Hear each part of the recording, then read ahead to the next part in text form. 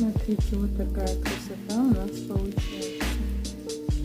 Потечет все с одной стороны, переверну на другую.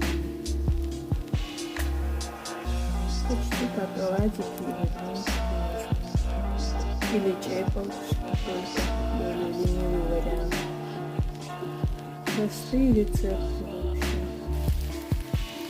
Какая прелесть, правда? С начинкой. В общем, у нас получится обалденная вкуснятина. Я уже попробовала. Сейчас открою домашние сметанки.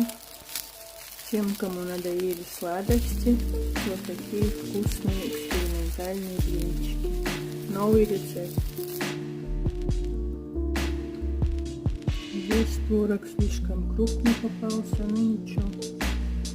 Плохо размочила.